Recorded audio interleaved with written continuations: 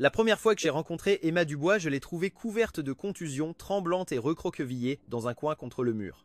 Je peux tout te donner. Peux-tu me sauver? J'ai jeté ma cigarette par terre. Est-ce que j'ai l'air de quelqu'un qui fait semblant d'être un héros? Elle est alors partie, le visage plein de déception. Les jours suivants, elle est venue me chercher tous les jours, de plus en plus battue, avec le visage tellement enflé que je ne pouvais pas reconnaître ses traits d'origine. Plus tard, pour la sauver, je lui ai vraiment donné tout ce que j'avais. La première fois que j'ai vu Emma Dubois, j'étais dégoûté. Elle était déjà dans son adolescence, mais elle était aussi maigre qu'un fil, malnutrie, comme si une rafale de vent pouvait l'emporter. Ce qui me dérangeait le plus, c'était à quel point elle était timide et faible, constamment harcelée par les filles cruelles à l'école. Tout ce qu'elle faisait, c'était se recroqueviller dans un coin, tremblante, sans même essayer de se défendre. « Je peux tout te donner. Peux-tu me sauver ?» Les larmes de la petite fille coulaient sur son visage comme un cerf effrayé. Ce qui était étrange, c'est qu'elle était terrifiée par ces filles cruelles à l'école, des filles qui étaient un bon centimètre plus petites que moi, mais elle n'avait pas peur de moi. Un garçon avec une cigarette pendante à la bouche sur une moto. J'ai lâché un rire moqueur. Je ne fais pas semblant d'être un héros. Sans attendre sa réponse, j'ai accéléré le moteur et je suis parti. J'étais un bully, j'avais 16 ans et j'étais trop jeune pour des jobs légaux, donc je n'avais pas de vrai travail. Je passais mes journées à monter ma moto dans chaque coin de cette petite ville. Parfois j'intervenais quand je voyais une injustice, je lançais quelques coups et je courais, à peine en vie avec une maigre allocation. C'est pourquoi je ne faisais pas semblant d'être un héros. Être un héros nécessitait une stabilité financière. Je pouvais à peine prendre soin de moi-même. Comment pourrais-je prendre soin de quelqu'un d'autre? Mais Emma Dubois était persistante. Le lendemain, elle est réapparue. J'étais à mi-chemin de ma cigarette quand je l'ai soudain vue et j'ai presque sursauté. Comparé à hier, ses blessures étaient pires. Hier, son visage n'avait qu'une marque de gifle. Maintenant, son œil était aussi enflé. Elle n'a rien dit. Elle m'a juste suivi avec ses cheveux en désordre, portant un vieux sac à dos usé, silencieuse comme un fantôme. Je n'ai pas pris la peine de la reconnaître. Je veux dire, dans une bagarre scolaire, est-ce que je devais vraiment entrer à l'école et frapper un groupe de filles? Elle pouvait simplement parler à un professeur. Je ne comprenais pas pourquoi elle s'accrochait à moi. Au jour 3, elle est apparue à l'heure. Ce qui était étrange, c'est qu'elle n'avait pas de routine établie, mais peu importe où j'allais, je la rencontrais toujours. Chaque fois qu'Emma Dubois apparaissait, j'étais encore une fois surpris. Je ne pouvais pas comprendre. L'école était-elle vraiment si indifférente envers ses élèves? Les professeurs étaient-ils aveugles? Ne pouvaient-ils pas voir que j'étais harcelé? Elle avait été frappée si violemment qu'elle était méconnaissable. Et où étaient ses parents? Une fille comme ça et ses parents ne s'inquiétaient pas. Au jour 4, avant de partir, j'ai gentiment montré la station de police au coin, lui rappelant qu'aller voir les policiers serait mieux que de venir me voir. Son visage était sévèrement enflé, avec les commissures de la bouche ouverte. En m'entendant, elle a levé les yeux et a dit d'une voix basse « Ça ne servira à rien.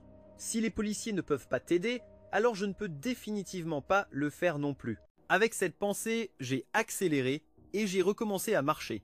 Au jour 5, j'ai flâné dans les rues toute la journée, j'ai fumé un demi-paquet avec des amis, et il n'y avait aucun signe d'Emma Dubois nulle part. J'ai supposé qu'elle était finalement allée à la police, ou qu'elle avait parlé à un professeur, qu'elle avait réglé les choses, donc elle avait cessé de me suivre. Dans mon cœur, j'ai ressenti une déception silencieuse. Cela faisait si longtemps que je ne m'étais pas senti nécessaire pour quelqu'un. Personne ne se souciait, personne ne s'inquiétait, personne ne me voulait.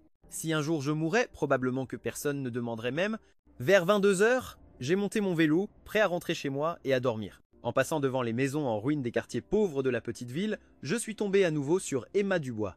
Elle était à genoux au bord de la route, vomissant, les deux mains agrippées à son ventre en agonie, se tordant violemment avant de s'effondrer dans le tas de sable sur le bord de la route, comme un chien errant abandonné. Comme si j'étais hypnotisé, je me suis approché et je l'ai ramené chez moi. Mon endroit était un petit appartement d'une chambre et d'un salon, peut être de 7 ou 800 pieds carrés au total. L'endroit était dépouillé, coincé dans un style d'il y a des décennies, et vivre seul signifiait qu'il ne semblait même pas habité.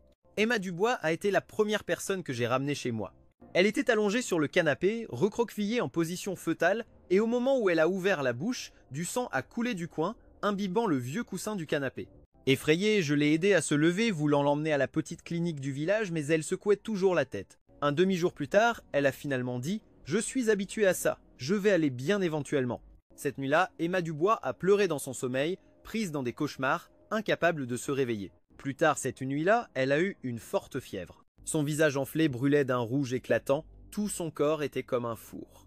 J'avais peur qu'elle meure chez moi, alors j'ai continué à l'essuyer avec une serviette pour faire baisser sa fièvre, travaillant jusqu'à l'aube avant que la fièvre ne cède enfin et que sa respiration ne revienne à la normale. Le matin suivant, quand j'ai ouvert les yeux, j'ai vu Emma Dubois assise d'un coup sur le canapé, regardant le coussin taché de sang, les larmes s'accumulant, prêtes à tomber.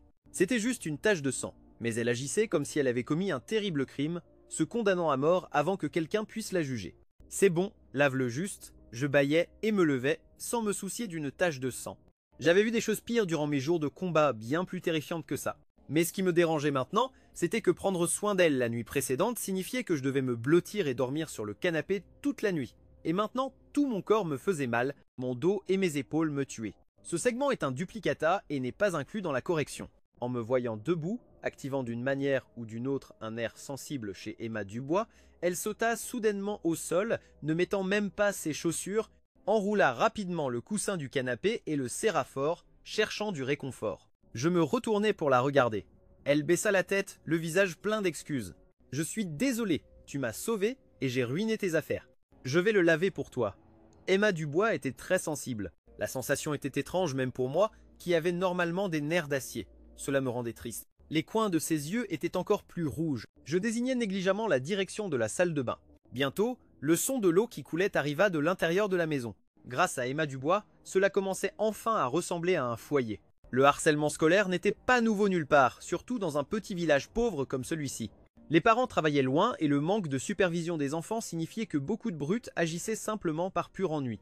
Les faibles, que ce soit parce qu'ils étaient timides ou n'avaient personne pour les soutenir, étaient continuellement harcelés et humiliés par les plus forts de toutes les manières possibles, et avec le temps, cela escaladait. Je me réveillais tard dans l'après-midi, la maison remplie de l'arôme de la nourriture. La vérité est que je cuisinais rarement à la maison, en partie parce que je n'étais pas bon à cela et en partie parce que j'étais paresseux. Les choses que je pouvais faire à moitié, je ne me donnais généralement pas la peine d'y mettre du cœur. Emma Dubois avait de vraies compétences. Juste une simple soupe de tofu, mais elle la rendait délicieuse, parfaite en couleur, arôme et goût. Je bus 2 bols puis inventai une excuse concernant l'achat de médicaments et sortis de la maison. Après avoir démarré le vélo, je me retournai inconsciemment pour regarder en arrière. Emma Dubois était à la fenêtre en me regardant, sa silhouette si petite et frêle qu'elle ne pouvait même pas couvrir la moitié de la fenêtre. Elle n'avait aucune expression sur son visage, mais à mes yeux, elle avait l'air abandonnée. Je me rendis au collège divisé par lycée Saint-Denis, où elle étudiait. J'attendis qu'elle sorte de cours et coinçai ces filles méchantes qui l'avaient harcelée devant la porte de l'école 5 jours auparavant. Les filles méchantes avaient l'air déconcertées de me voir, tremblant en demandant ce que je voulais. Je fis tomber un rouleau de plastique par terre. Les filles méchantes pâlirent immédiatement de peur. Si jamais elles harcèlent à nouveau Emma Dubois, elles s'impliqueront dans cela d'un bout de la rue à l'autre. Compris? Les mauvaises filles tremblèrent, ramassèrent le plastique et coururent rapidement, terrifiées qu'elle les fasse vraiment s'enrouler dans toute la rue. Le jour où j'ai rencontré Emma Dubois, ces mauvaises filles l'avaient dénudée, enveloppée dans du plastique et jetée hors de l'école. Il y avait une foule rassemblée autour, regardant. C'était la première fois que je réalisais que certaines filles pouvaient être plus cruelles que n'importe quel homme. Quand les garçons cherchent de la satisfaction et n'y parviennent pas, ils lancent des coups de poing, frappent quelqu'un et c'est fini. Mais les filles étaient différentes. Quand elles blessent quelqu'un, elles visent le cœur. Comparé à des passages à tabac brutaux, elles voulaient détruire plus la réputation de leur victime. Emma Dubois n'était même pas encore remise de ses blessures qu'elle se précipitait déjà de retour à l'école. Elle a dit qu'elle devait beaucoup étudier, qu'un jour elle quitterait définitivement ce petit village. J'ai souri amèrement. Quel sans-cœur! À peine l'avais-je aidée qu'elle planifiait déjà de partir. Mais en y réfléchissant, elle n'avait pas tort. Ce petit village était arriéré et étouffant, les jeunes ici sont tous rigides et conservateurs. Qui ne voudrait pas partir d'ici? La situation avec la fille mauvaise était réglée et la vie d'Emma Dubois était redevenue normale. Je pensais qu'elle ne réapparaîtrait plus. Mais cette nuit-là, vers 22 h, quand je suis rentré chez moi, avant même d'avoir mis un pied dans la cour, j'ai vu Emma Dubois endormie sur la chaise. Quelque chose dans ma poitrine s'est soudainement adouci. Je pensais qu'elle ne viendrait plus, alors j'ai verrouillé la porte quand je suis sorti ce matin. Tu es revenu. Le bruit de la moto a réveillé Emma Dubois, et ses yeux se sont illuminés de joie, sans une seule plainte sur le poids, juste du bonheur dans son regard. Je ne comprenais pas pourquoi elle était si heureuse. Je savais que ce n'était pas une bonne personne. Quel type de bonne personne abandonne ses études pour devenir une brute? Si elle voulait étudier dur et quitter ce petit village, elle devrait rester loin de moi. J'ai ouvert la porte froidement, suis entré, juste pour réaliser qu'elle était toujours dehors, n'osant pas entrer. La joie d'avant avait disparu, remplacée par une expression pleine de tension. Ses petites mains étaient serrées. Elle doit avoir peur de moi aussi, n'est-ce pas? Si elle avait peur de moi, elle ne devrait pas continuer à s'approcher. Mais en voyant son visage gonflé, elle m'a dit « Je n'ai pas peur de toi. J'ai peur que tu ne sois pas heureux de me voir. » Je me suis tourné vers la porte. Avec la main appuyée sur le cadre, la regardant vers le bas, je lui ai demandé « Que veux-tu de moi cette fois ?» Emma Dubois a levé les yeux, rencontrant mes yeux avec une sincérité totale. Puis-je rester ici? Je peux cuisiner et nettoyer pour toi tout ce dont tu as besoin. À cet instant, tous les sons autour de nous semblèrent tomber dans le silence. Je l'ai regardée fixement. Elle continuait à insister sur tout ce dont tu as besoin, mais que pouvais-je offrir? Elle était aussi maigre qu'un bâton. C'était une étudiante pauvre sans rien, juste des yeux comme ceux d'un cerf effrayé. Je voulais rire de manière moqueuse, je voulais lui lancer un peu de sarcasme. Mais en voyant les coins de ses yeux devenir plus rouges, je ne pouvais rien dire de cruel. J'ai perdu le contrôle et j'ai dit doucement « D'accord ». Chaque fois que je me souviens de ce moment, je suis reconnaissant d'avoir dit d'accord au lieu de la repousser froidement à nouveau dans l'abîme. L'arrivée d'Emma Dubois a changé ma vie. Elle cuisinait 3 repas par jour, de la nourriture simple mais délicieuse, peu importe combien il était tard, elle s'asseyait sous la lampe en m'attendant. Peu importe combien il était tard, Emma Dubois se comportait si bien que c'était presque anormal.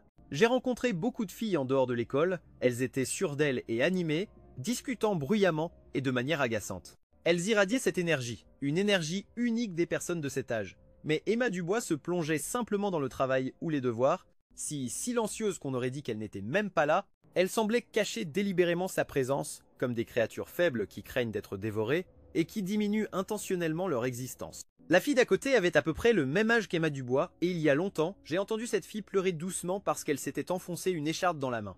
Des larmes coulaient sur son visage. Quand sa mère l'a consolée, elle a juste pleuré plus fort. En regardant Emma Dubois, il était clair qu'elle était trop silencieuse. Ses pleurs étaient silencieux la nuit où je l'ai trouvée au bord de la route. Elle avait une forte fièvre. Alors qu'elle dormait, j'ai ouvert sa bouche pour l'examiner, et j'ai trouvé des tissus crus et ensanglantés à l'intérieur, comme si un poing lui avait frappé le visage et que ses dents avaient traversé. Sur son cou, il y avait un bleu puis un autre. Sur son uniforme grisâtre, il y avait des traces faibles. Quelqu'un lui avait donné un coup de pied dans le ventre. C'est pourquoi elle avait été à genoux au bord de la route à vomir, mais elle n'avait pas crié une seule fois de douleur. Elle s'était juste laissée tomber au bord de la route, attendant de mourir. Aucune de nous deux n'a mentionné cette nuit-là. Emma Dubois ne voulait pas en parler, et je n'étais pas intéressé à fouiller dans les blessures de quelqu'un. Au moins, ces filles cruelles n'ont jamais osé l'harceler à nouveau. La vie a continué ainsi pendant 1 mois. Un week-end chaud, j'ai pensé que j'étais entré dans la mauvaise maison. La fille avec un visage qui avait guéri jusqu'à sa beauté naturelle était assise tranquillement au soleil, faisant ses devoirs avec un visage sérieux et concentré à son bureau. Elle écrivait chaque caractère, trait par trait. C'est alors que j'ai réalisé que je n'avais aucune idée de ce à quoi ressemblait vraiment Emma Dubois.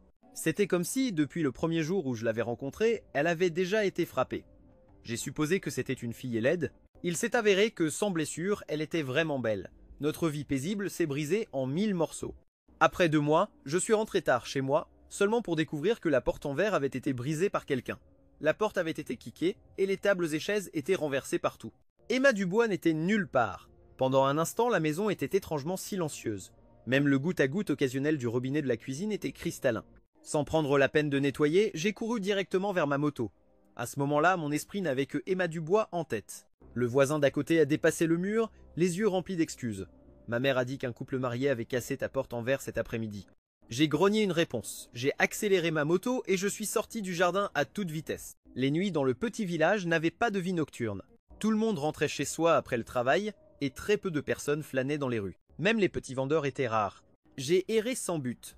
Je ne savais même pas où vivait Emma Dubois. Elle ne l'a jamais dit et je n'ai jamais demandé. C'était comme si je ne savais rien d'elle du tout, mais le destin est quelque chose de bizarre. C'était comme si, depuis la première fois qu'elle était venue me chercher, nous pouvions toujours nous retrouver facilement. Des années plus tard, Emma Dubois a dit que c'était le salut que le ciel lui avait donné. Oserais-tu encore me parler de l'école? Je te frapperai à mort, ton père fait ça pour ton bien. À quoi bon une fille athée ait le besoin de l'école? Quel est le sens d'étudier? À la fin, tu ne trouveras de toute façon quelqu'un avec qui te marier, n'est-ce pas? Entrer dans l'usine d'électronique est difficile. Ton père a supplié et demandé beaucoup. Il a fait de grands efforts pour qu'il fasse une exception et change la date de naissance sur ta carte d'identité. Ton père les a emmenés dîner tant de fois, dépensant des centaines de dollars. Tu ferais mieux de te comporter et de ne plus causer de problème à ton père, petit voyou. Tu oses encore bouger la tête, tout comme ta défunte mère, une vraie inutilité. Aujourd'hui, je vais briser cette colonne vertébrale inutile que tu as. Un homme d'âge moyen, tenant un bâton, frappait Emma Dubois sauvagement. La femme à ses côtés avait beaucoup à dire, mais n'a fait aucune tentative pour arrêter l'homme. Emma Dubois restait là, étourdie, laissant les coups pleuvoir, gelée comme une coquille sans âme, ne réalisant même pas qu'elle devait courir. Dans le bâtiment en ruine, quelqu'un se tenait parfois dans les coins sombres, observant, se penchant, mais tous étaient paralysés. Personne n'a crié ni descendu pour intervenir. Toute la rue résonnait uniquement des insultes de l'homme et du bruit du bâton frappant son corps encore et encore. J'ai serré les poignets avec force, j'ai tourné l'accélérateur à fond pour faire rugir le moteur le plus fort possible, les yeux féroces alors que je me lançais vers l'homme. J'ai hésité un moment, puis les larmes sont tombées comme la pluie.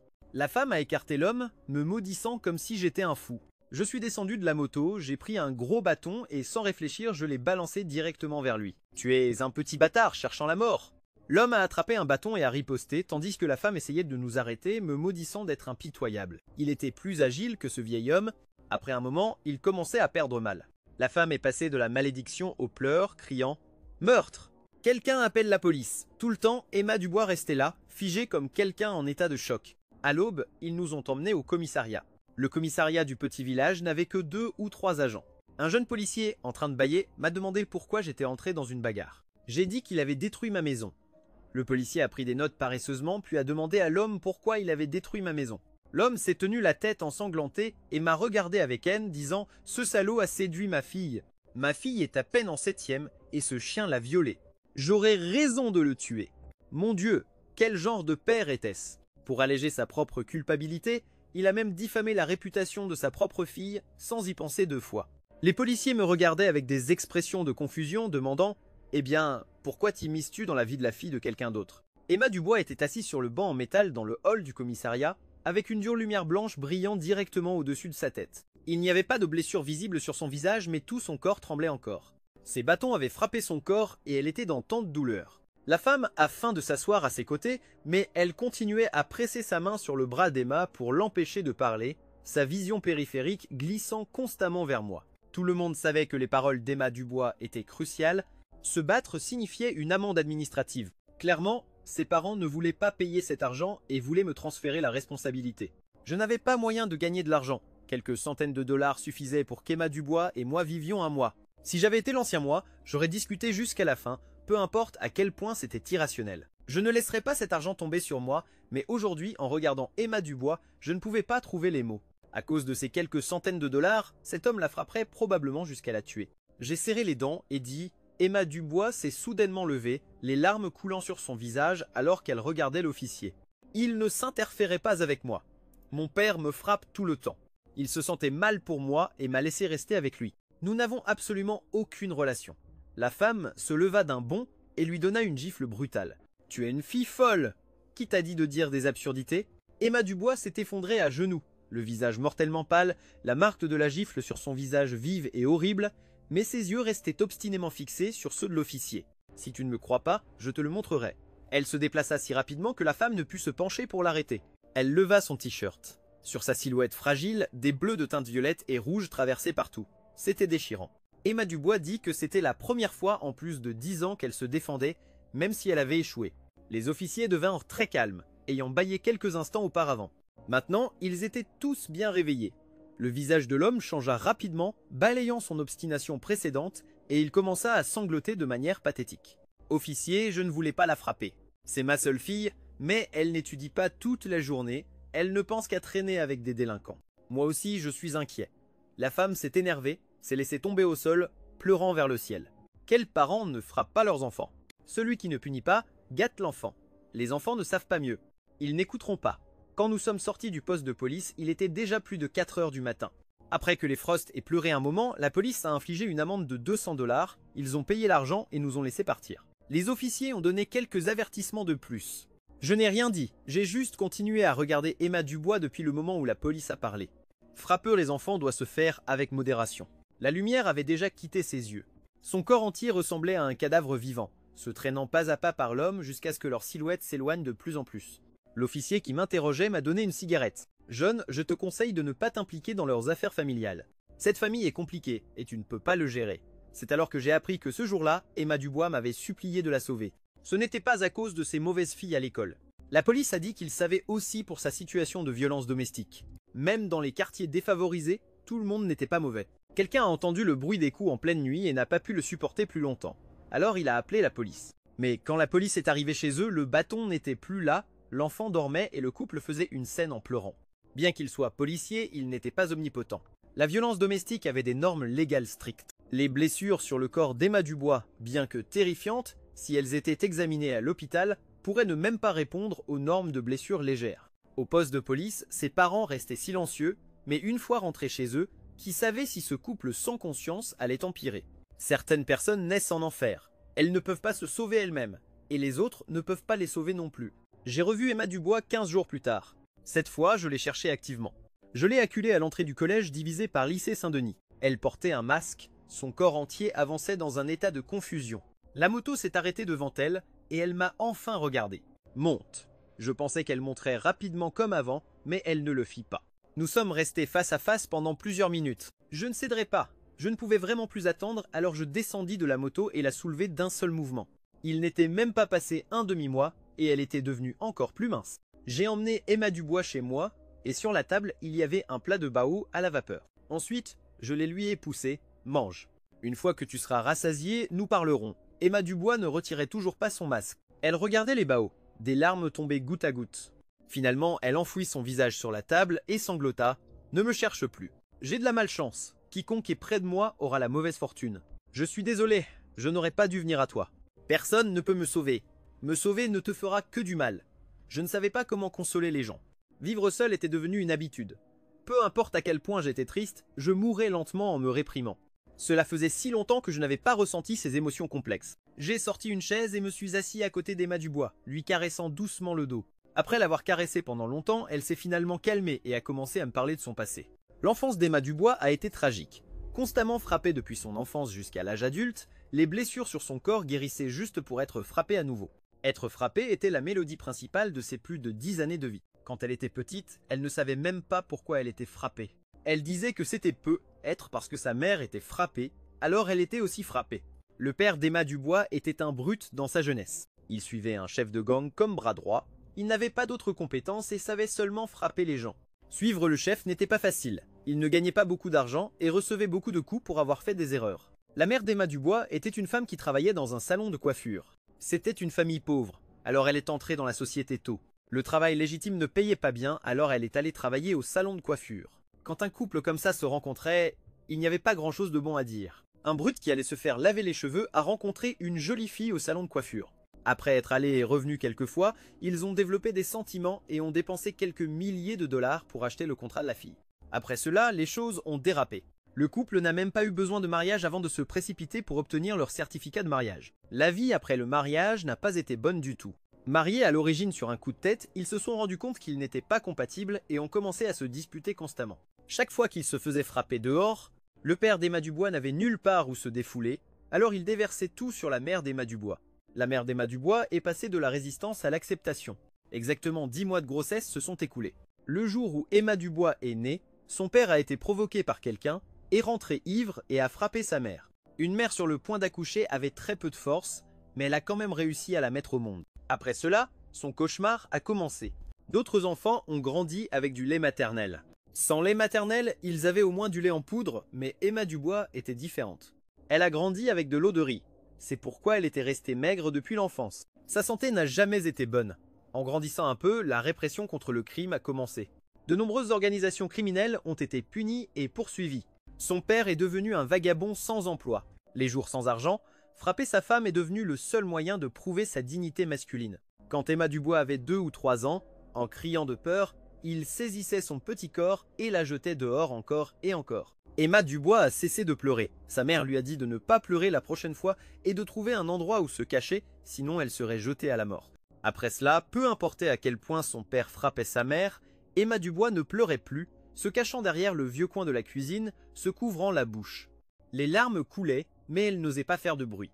La mère d'Emma Dubois est morte quand Emma avait 8 ans. Son père était ivre, sa main un peu trop lourde, et un coup de poing a frappé la tempe de sa mère, la tuant sur le coup. Craignant des soupçons, il a dépensé un peu d'argent pour enterrer sa mère et n'a même pas organisé de funérailles. Ainsi étaient les petits villages. Tout le monde était pauvre et peu éduqué, suivant la philosophie selon laquelle plus de problèmes sont pires que moins. Même s'ils savaient qu'il y avait un secret, personne ne se donnait la peine de poser des questions. Après tout, ils devaient vivre dans ce village toute leur vie, et personne ne voulait provoquer un fou. La mère d'Emma Dubois est morte, et cette décharge de colère est tombée sur sa scolarité, les uniformes requis par l'école, la nourriture et les frais de subsistance. Pour toutes ces choses, elle était frappée. Chaque fois qu'elle ouvrait la bouche, elle était frappée. Peu à peu, Emma Dubois est devenue de plus en plus silencieuse. Elle n'aimait pas parler et n'osait pas le faire, mais son silence n'a pas amélioré sa vie. C'est devenu encore pire. À la maison, son père la frappait. L'école n'était pas non plus son refuge. Tous ses élèves savaient lire sur les visages, ils voyaient les trous dans ses vêtements et se moquaient d'elle comme si elle était une mendiante avec les cheveux sales. Sa camarade de bureau répandait des rumeurs partout comme quoi elle puait. Quand quelqu'un perdait quelque chose en classe, tout le monde fixait Emma Dubois. À cette époque, elle luttait pour survivre jour après jour. Elle continuait d'espérer qu'un jour elle pourrait étudier dur, entrer dans une bonne école et quitter cet endroit. C'était sa motivation pour avancer, mais le ciel a toujours été cruel avec elle. Son père s'est remarié, et la belle-mère était une femme terrifiante. Elle parlait toujours de manière raisonnable en surface, mais incitait secrètement son père à la frapper. Emma Dubois disait que sa belle-mère voulait toujours un enfant, mais son père n'avait pas d'argent et ne pouvait pas se permettre d'en élever un. Donc, la belle-mère voulait toujours qu'Emma Dubois meure. Elle pensait que tant qu'Emma Dubois mourrait, elle pourrait avoir son propre enfant. Récemment, elle avait élaboré un nouveau plan. Elle ne voulait plus qu'Emma Dubois meure, mais voulait qu'Emma Dubois quitte l'école et travaille pour les entretenir. Cependant, Emma Dubois ne voulait pas ça. Étudier était sa seule échappatoire, et elle ne voulait pas abandonner. Après avoir enduré d'innombrables tours de torture inhumaines et cruelles, elle n'a eu d'autre choix que de me trouver. Emma Dubois a dit que le jour où elle m'a trouvé, son père lui avait frappé le ventre avec une brique. Elle avait l'impression que ses organes internes allaient exploser. Si ça n'avait pas été pour moi, elle serait probablement morte ce jour-là. Emma Dubois a aussi dit que si elle était morte ce jour-là, cela aurait été mieux, mais je suis apparu. Reste chez moi, je te laisserai aller à l'école. Emma Dubois m'a regardé ébahi, les yeux pleins de larmes. Cette décision n'a pas été facile pour moi. Je n'avais pas de revenus provenant d'un travail, et mon allocation n'était pas non plus très généreuse, mais je ne pouvais pas supporter de ne pas l'aider. Juste pour l'éloigner, j'ai doucement retiré le masque d'Emma Dubois. Le coin de sa bouche avait une blessure. Horrifiée, elle a paniqué et s'est couverte la bouche, des larmes coulant de ses yeux murmurant « Ne regarde pas ». À partir de ce moment-là, la compassion a envahi ma poitrine. Je l'ai étreinte fortement et lui ai dit « Étudie dur. Tôt ou tard, tu sortiras d'ici ». Ce jour-là, Emma Dubois a pleuré longtemps. C'était la première fois que je l'entendais pleurer à haute voix, sans se retenir, pleurant douloureusement mais librement. Prendre soin d'Emma Dubois n'a pas été facile. David Dubois n'avait plus de moyens de subsistance maintenant. Il avait placé tous ses espoirs en Emma Dubois. Il a fait un accord avec le propriétaire de l'usine d'électronique, changeant l'âge sur la carte d'identité d'Emma Dubois pour qu'elle puisse travailler et gagner de l'argent. J'attendrai qu'Emma Dubois ait un an de plus. Je l'épouserai avec l'idiot-fils du propriétaire de l'usine. Le propriétaire de l'usine d'électronique offrirait à David Dubois un prix substantiel pour la fiancée. Pour David Dubois, le fait qu'Emma Dubois continue l'école était un fardeau. La vendre pour payer des dettes tuait deux oiseaux d'une pierre. Le 10, Emma Dubois a emménagé chez moi. David Dubois est venu la chercher avec un tube en fer. Il faisait jour et par hasard, Emma Dubois était à l'école. Ces jours-ci, en attendant David Dubois, j'avais amené quelques garçons pour qu'ils attendent chez moi tous les jours, espérant simplement qu'il apparaisse à la porte. David Dubois pariait comme un fou, toujours désireux de devenir riche du jour au lendemain, donc il vivait jour et nuit au casino. Ces derniers jours, il avait probablement parié sans s'arrêter, donc il n'avait pas réalisé qu'Emma Dubois n'était pas chez elle. Maintenant que son argent était épuisé, il se souvenait enfin qu'il avait vendu sa fille. Vers 13 h, j'ai entendu des bruits dans la cour. Il frappait à la porte en maudissant les bâtards. Mes garçons et moi avons échangé des regards, avons pris nos bâtons et l'avons tendu une embuscade près de la porte. David Dubois avait bu, titubant en marchant. Il a brisé ma nouvelle porte en verre avec son tube, puis a donné un coup de pied à ma moto, brisant tout sur son passage et faisant un grand bruit. Au moment où il est entré, mes garçons et moi l'avons attaqué et l'avons frappé jusqu'à ce qu'il soit à terre. David Dubois a crié comme un fou. J'ai pressé mon bâton contre sa gorge et lui ai dit que même si je le tuais aujourd'hui, ce serait en légitime défense. Tout le monde ici pourrait témoigner. De plus, il était encore mineur. David Dubois était ivre, mais il n'était pas stupide. C'était quelqu'un qui avait été le muscle pour d'autres. Il savait que les jeunes valorisaient la loyauté par-dessus tout, et que les hommes plus âgés craignaient de plus en plus la mort. N'attends pas qu'elle te rapporte de l'argent. À partir de maintenant, elle reste ici. À partir de maintenant, je paierai ses frais de scolarité. Tu n'as pas à t'inquiéter pour ça, mais n'ose pas t'approcher d'elle, ou la prochaine fois, je te tuerai définitivement, s'engagea David Dubois. Nous lui aurions vraiment donné une bonne raclée. Il avait peur de mourir pour gagner de l'argent pour l'éducation d'Emma Dubois. J'ai enfin rompu avec la dépendance et changé la date sur ma pièce d'identité. J'ai appris cette astuce de David Dubois. Après cela, j'ai trouvé un travail de réparation de motos parce que j'aimais les motos et que je savais quelque chose. Le travail est venu naturellement, et un salaire mensuel de 4 000 en vivant frugalement suffisait pour l'éducation d'Emma Dubois. Emma Dubois dépensait très peu d'argent. À part les frais de scolarité, je n'avais pas vraiment d'autres dépenses. Il se moquait d'elle pour ne pas acheter de vêtements, portant seulement son uniforme tous les jours et une paire de chaussures toute l'année, dont la couleur s'était déjà estompée. Avec le premier salaire du mois, je lui ai acheté un nouvel ensemble et une paire de chaussures. Emma Dubois tenait les vêtements et souriait comme une petite fille. C'était la première fois que je la voyais sourire aussi magnifiquement, comme une fleur qui vient d'éclore. Timide, mais charmante. En 8e année, les notes d'Emma Dubois sont passées des derniers rangs de sa classe aux 50 premiers. Un changement complet. Le jour où elle a reçu son classement, Emma Dubois m'a embrassé pour la première fois. Ce jour-là, je venais de rentrer chez moi après avoir réparé des motos et j'étais couvert de graisse, mais elle n'a pas hésité à se jeter dans mes bras. Pour la première fois, j'ai ressenti de la joie. Pour l'anniversaire d'Emma Dubois en 9e année, je suis allé à la boulangerie et j'ai commandé un gâteau en forme de petit cochon. J'espère qu'à partir de maintenant, tu mangerais jusqu'à te sentir pleine à chaque repas. Gros et rond comme ce petit cochon, heureux et sûr dans la pièce assombrie avec juste une bougie allumée. La lumière de la bougie vacillait faiblement. Je ne pouvais pas voir l'expression d'Emma Dubois clairement devant moi. Elle semblait pleurer à nouveau. Merci. J'ai tendu la main et caressé les cheveux d'Emma Dubois. Toujours ainsi, bien élevée et obéissante, et chaque mois je lui donnais de l'argent de poche. Elle économisait toujours plus de la moitié, que ce soit pour s'acheter des vêtements ou du matériel de protection. Elle parlait rarement. Ce qu'elle disait le plus était « Je ne veux pas être un fardeau pour toi ». Les résultats de l'examen d'entrée au lycée d'Emma Dubois étaient excellents. Elle est entrée dans un lycée clé du comté, avec des frais de scolarité un peu plus élevés et des frais de logement supplémentaires. À cette époque, Emma Dubois est devenue encore plus silencieuse. Elle a réfléchi pendant plusieurs jours, puis s'est approchée de moi et a dit « Rémi, j'ai pensé pendant des jours. Le lycée est le même, où que tu étudies. Tant que je travaille dur, je peux toujours bien réussir aux examens d'entrée à l'université. Je n'ai pas besoin d'aller à l'école clé. » Quand elle a dit cela, elle était accroupie à côté du vélo sur lequel j'étais allongé, le réparant, tenant un tournevis et serrant la dernière vis, laissant mes mains de chaque côté pour reprendre mon souffle. Emma Dubois a sorti une serviette, essayant d'atteindre sous le vélo pour essuyer ma sueur, les yeux pleins d'inquiétude. Dernièrement, le magasin était plus occupé. Parfois, je travaille jusqu'à l'aube avant de rentrer chez moi. Emma Dubois sentait que la raison pour laquelle j'étais si occupé était d'économiser pour ses frais de scolarité. Sa sensibilité et son insécurité la tourmentaient chaque nuit, s'accusant inconsciemment de tout. La première fois qu'elle a face à un problème, elle a pensé à abandonner. C'était peu, être la maladie commune de ceux qui ne sont pas aimés.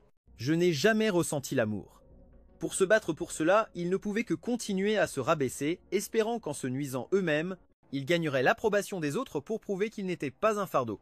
Sous la lumière tamisée, les grands yeux d'Emma Dubois clignotèrent à plusieurs reprises. Sais-tu à quel point les écoles clés et les écoles normales sont différentes? Les écoles clés ont 200 étudiants qui entrent à l'université chaque année, tandis que les écoles normales n'ont que quelques étudiants remarquables. D'autres personnes dépensent de l'argent. S'efforçant de faire entrer leurs enfants dans des écoles clés, toi tu es déjà entré. Pourquoi abandonnerais-tu si facilement? Emma Dubois mordit sa lèvre sans rien dire. Va à l'école sans souci. Je viens de recevoir une augmentation. L'argent n'est pas un problème. L'année où Emma Dubois a eu 16 ans, elle était en seconde. Son école était très stricte, avec seulement une pause toutes les 2 semaines. Pendant ces pauses, je montais ma moto pour aller la chercher dans le comté. En attendant dehors de l'école, je pouvais toujours reconnaître Emma Dubois au premier coup d'œil, non pas parce que j'avais une bonne vue, mais parce qu'elle était si simple au milieu de la foule de filles habillées en couleur. Elle portait son uniforme usé, traînant sa valise et marchant seule. Je lui ai acheté des vêtements neufs plus d'une fois, mais elle ne les a jamais portés. Elle a dit qu'elle était différente des autres étudiants et qu'elle n'avait pas le temps de se soucier de son apparence, ni les moyens de s'habiller de manière éclatante. Cet uniforme pouvait lui rappeler chaque jour que rien de ce qu'elle avait aujourd'hui n'avait été facile. Elle devrait consacrer toute son énergie à étudier. Après plusieurs fois ainsi, je l'ai laissée tranquille. Je descendais de la moto pour la retrouver, et en me voyant arriver, ses yeux s'illuminaient. Sans hésiter, elle traînait sa valise, courant vers moi, agitant la main et appelant mon nom.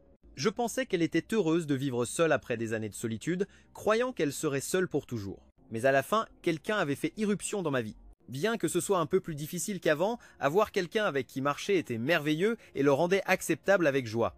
Après avoir commencé le lycée, les notes d'Emma Dubois ont continué à s'améliorer. Elle s'est placée parmi les 10 meilleures de sa classe, ce qui signifiait que si rien d'inattendu ne se produisait dans un an, elle pourrait entrer dans une excellente université. Un week-end, Emma Dubois a eu une longue pause et j'ai aussi eu du temps libre. Emma Dubois et moi étions assis sur le balcon sous le soleil. Rémi, tu ne m'as jamais dit pourquoi tu vis seul. Je voulais éviter le sujet, mais Emma Dubois était insistant. Elle prit ma main, me regardant doucement. Ce n'est pas juste. Tu connais toutes mes luttes, mais je ne sais rien de toi. La lumière du soleil était belle, tombant à travers le verre sur Emma Dubois. Soulignant son calme rayonnement dans ce monde, s'il y avait une personne que je ne pourrais pas tromper, ce serait sûrement Emma Dubois. Emma Dubois et moi étions différents. Je n'ai jamais connu mes parents, j'étais un orphelin. Ils m'ont donné naissance et ensuite m'ont abandonné. La vie dans l'orphelinat d'un petit village n'était pas bonne. Étant un centre de biens, être sans soutien financier, même manger à sa faim était difficile. Nous avions faim à un repas, nous étions rassasiés au suivant, un seul ensemble partagé par une douzaine d'enfants, nous nous relayions, à peine survivant jour après jour. J'ai eu de la chance. À 4 ans, j'ai été adopté par une grand-mère. Ses enfants étaient morts dans un accident, et son mari était également décédé d'une maladie. Elle avait peur de la solitude, alors elle m'a adopté. La grand-mère était très gentille avec moi. C'était une enseignante à la retraite, éduquée, et après sa retraite, elle avait une petite pension. Ma vie s'est améliorée progressivement, bien que sa santé ne soit pas bonne. Tous les 3 jours, je devais aller à l'hôpital, surtout après mes 10 ans, lorsqu'elle a été hospitalisée. Chaque séjour devenait plus long. Nuit après nuit, elle me regardait et pleurait, inquiète qu'après sa mort, on me renvoie à l'orphelinat. La grand-mère disait que quand elle m'a vu pour la première fois à l'orphelinat, je portais un grand t-shirt ample avec des trous devant et derrière, l'ourlet indescriptiblement sale parce que j'avais souvent faim, fine comme un fil, mais mes yeux la regardaient avec tant d'espoir. Bien que je n'étais qu'une petite fille de 4 ans, je savais que sortir de cet endroit pourrait signifier le salut, alors j'espérais désespérément que quelqu'un me sorte de là. Ne sachant pas comment l'exprimer, je ne pouvais que la regarder avec tant de peine. Cela lui brisait le cœur. Son cœur souffrait au-delà des mots à cause de moi. La grand-mère a lutté de toutes ses forces pour s'améliorer. Beaucoup de fois, il semblait qu'il n'y avait pas d'aide possible, mais elle a survécu grâce à sa volonté pure. La grand-mère disait « Rémi, je dois tenir jusqu'à ce que tu sois adulte avant de pouvoir partir en paix. » Je la croyais. La grand-mère était mon tout. Comment pourrais-je ne pas croire ce qu'elle disait? Mais bien que ces mots disent cela, elle avait déjà fait un testament depuis le début. La maison dans le comté appartenait à son unité de travail. Après sa mort, elle devait être restituée. Elle avait une autre maison en ville et n'avait pas d'autres parents. Le testament me désignait comme bénéficiaire en plus d'un compte d'épargne. Elle a vécu frugalement pendant des années et a économisé des dizaines de milliers. Elle a dit que cela devrait suffire pour que je termine l'université. Les frais de scolarité étaient couverts, mais il y avait encore des frais de subsistance. La grand-mère s'inquiétait à nouveau. D'une manière ou d'une autre, elle avait entendu que mourir en service pouvait générer un paiement de compensation. L'école a invité l'enseignante à la retraite à revenir enseigner. Elle a retiré le tube respiratoire et est revenue en fauteuil roulant. La grand-mère était une personne très sérieuse. 1 mois d'enseignement, 7 ou 8 heures par jour, avec son corps tremblant prêt à s'effondrer. Pourtant, elle a persisté jusqu'à la fin. Jusqu'au dernier jour, elle est décédée paisiblement en dehors de la classe. L'école a envoyé des personnes avec des dizaines de milliers en compensation pour la grand-mère. Le représentant de l'école a déclaré « L'enseignante Marguerite a consacré sa vie à l'éducation. La première fois qu'elle a voulu un bénéfice personnel, elle a dû échanger sa vie pour cela. Après la mort de ma grand-mère, l'agence de biens Être Local est venue me chercher. J'étais encore mineur. Ils voulaient me renvoyer à l'orphelinat, mais cette nuit-là, je me suis échappé. Je ne voulais plus jamais y retourner. Dans la ville, il y avait la maison que ma grand-mère m'avait laissée. Comme j'étais grande et semblant mature, personne ne prêtait attention à mon âge. Cependant, je n'avais pas moyen d'aller à l'école à nouveau. J'ai acheté une moto et tous les jours, je la conduisais autour de l'école. Dans mon cœur, je désirais l'école. Mais à cause de l'orphelinat, je résistais. Lorsque 2 choses ne pouvaient pas s'équilibrer, j'ai choisi d'abandonner.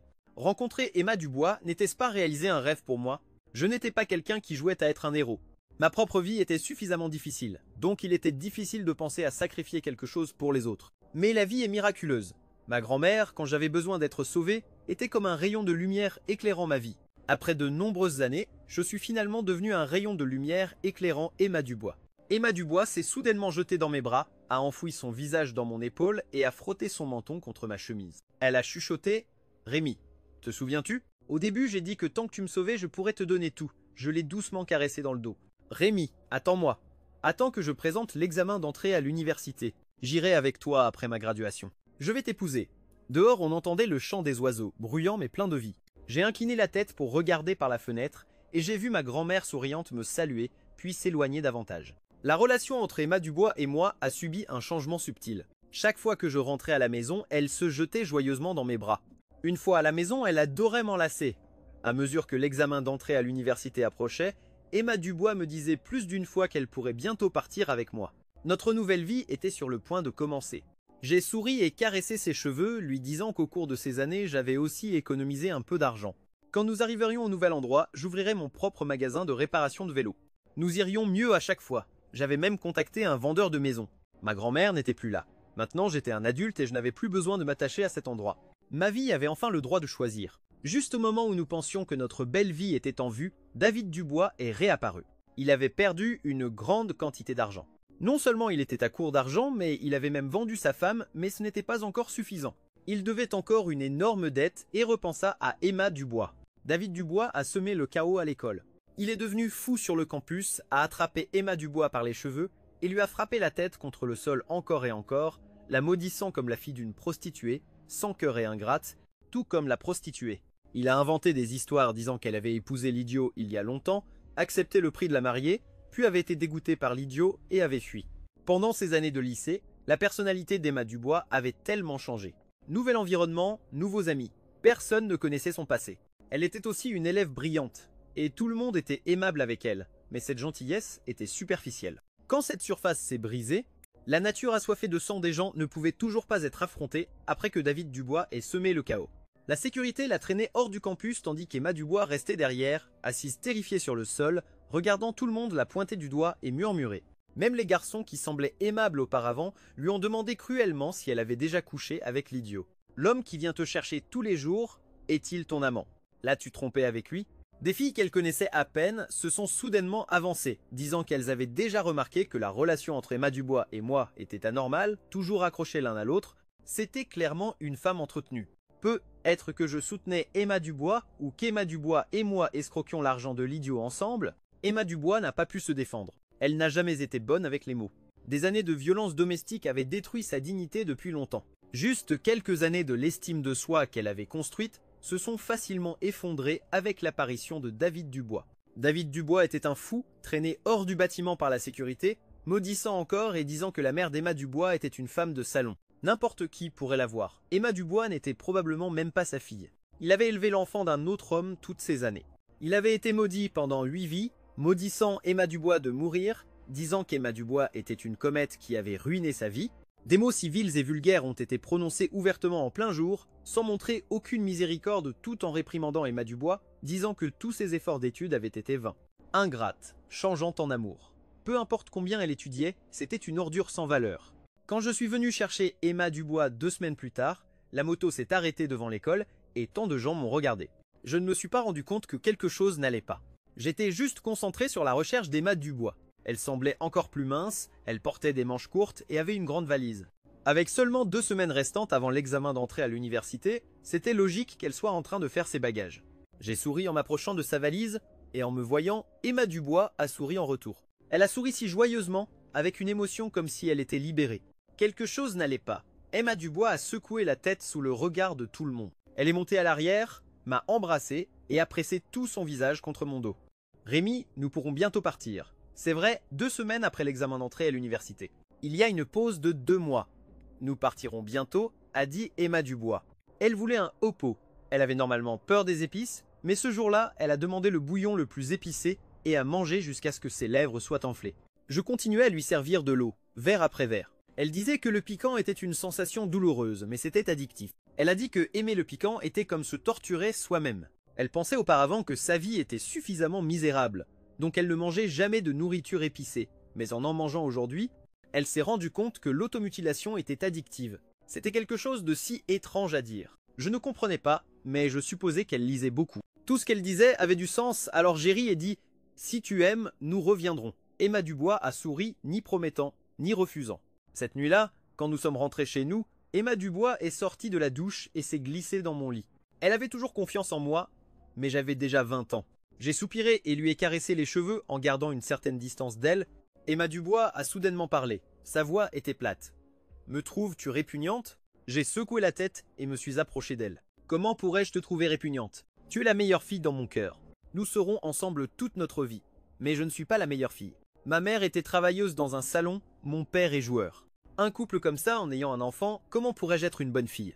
Je pensais qu'Emma Dubois devenait anxieuse à l'idée de partir bientôt. Quand nous arriverons au nouvel endroit, nous pourrons recommencer. Personne ne saura rien de cela. Notre avenir sera heureux.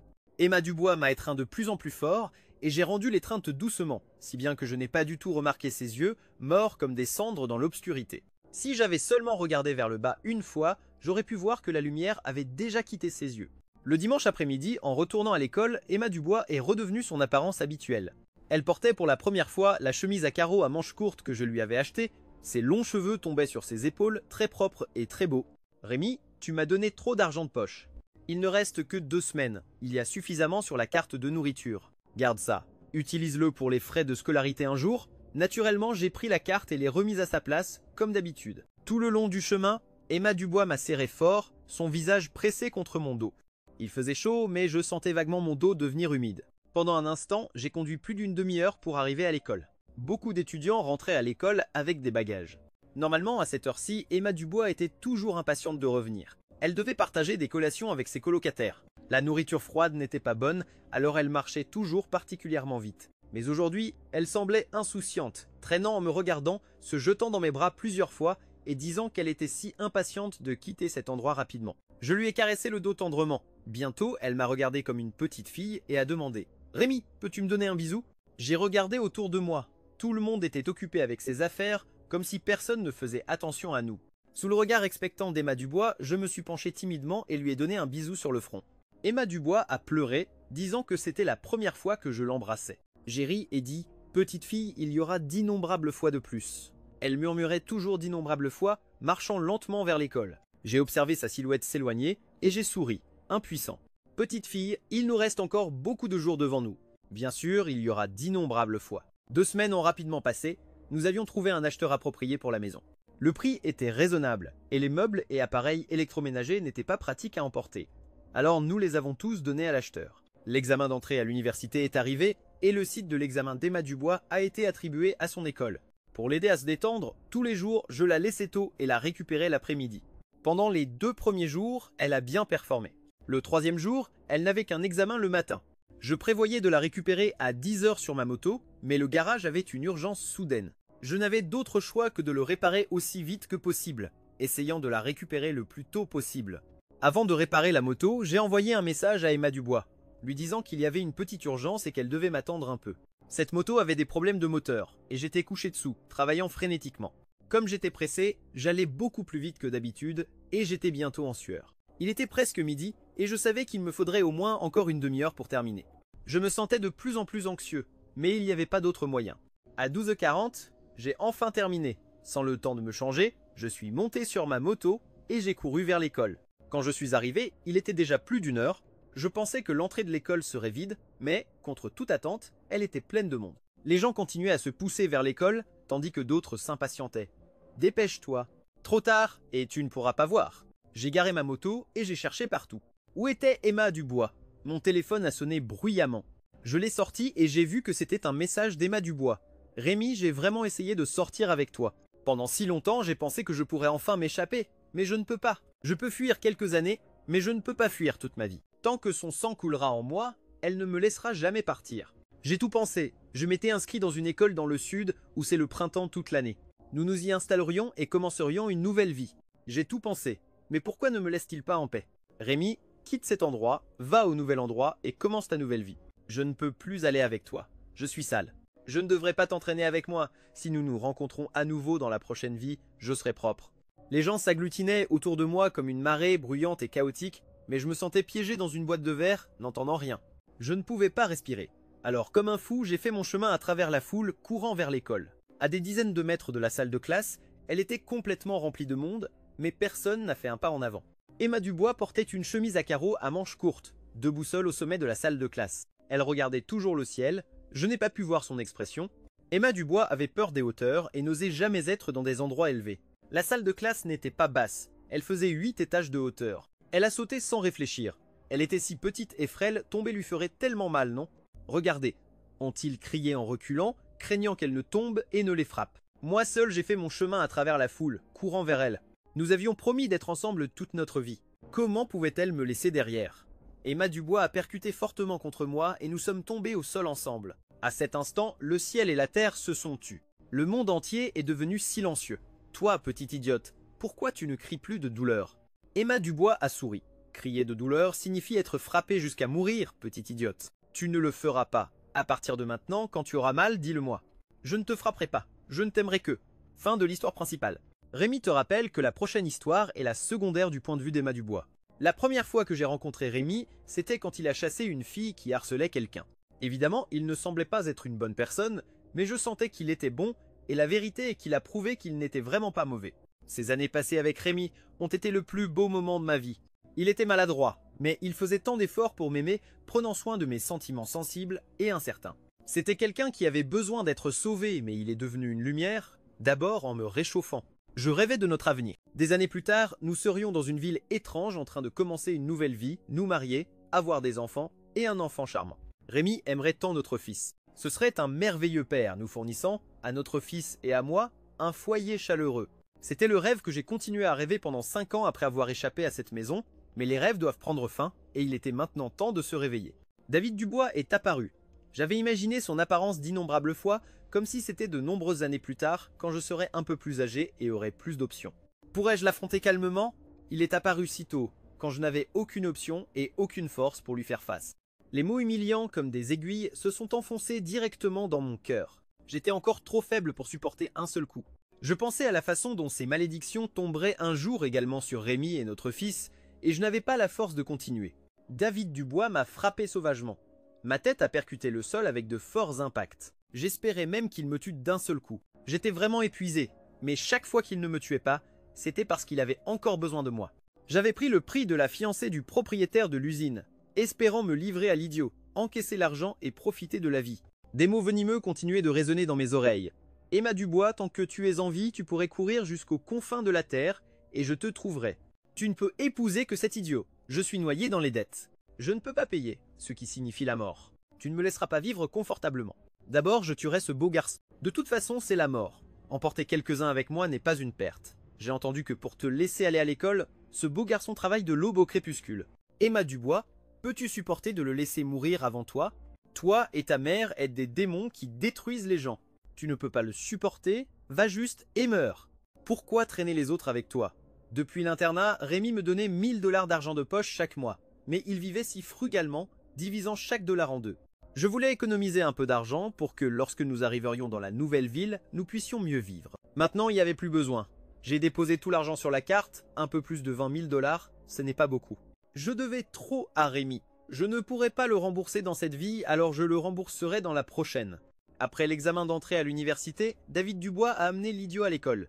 L'idiot était sale et bavait en me désignant, m'appelant sa femme. Tous mes camarades de classe ont observé comment David Dubois le poussait vers moi en disant « Idiot, tu t'es déjà trouvé une femme. Dépêche-toi et ramène-la chez toi avant qu'elle ne s'échappe encore une fois. Regarde où tu trouveras une si belle femme. » Bien que l'idiot soit stupide, il comprenait encore les mots. Il m'a attrapé fermement et m'a serré dans ses bras jusqu'à ce que mes os me fassent mal, fronquant les lèvres pour embrasser mon visage. Mes camarades ont éclaté de rire, et l'idiot a ri avec eux. À ce moment-là, mon cœur s'est arrêté. Profitant de la distraction de David Dubois, j'ai poussé l'idiot et couru en haut des escaliers. Je suis sorti par la sortie de secours, je suis rapidement arrivé sur le toit, et le soleil brillait intensément, suspendu haut au-dessus de moi. J'ai pris une grande respiration. Je n'avais jamais ressenti autant de paix dans mon corps et mon esprit. J'ai étendu les bras, embrassant le soleil, tandis que mon corps tombait du toit. Rémi, dans son sale costume de travail, est sorti de la foule, son visage encore taché d'huile de moteur, mais pour moi c'était la personne la plus belle du monde. Tout le monde a reculé. Lui seul a couru en avant. J'ai sauté du toit, me jetant dans les bras de celui que j'aimais. Au début, j'avais dit que je sacrifierais tout, mais à la fin, c'est lui qui a sacrifié tout en premier. Rémi était un idiot. Il m'a cru quand j'ai dit que je serais toujours avec lui.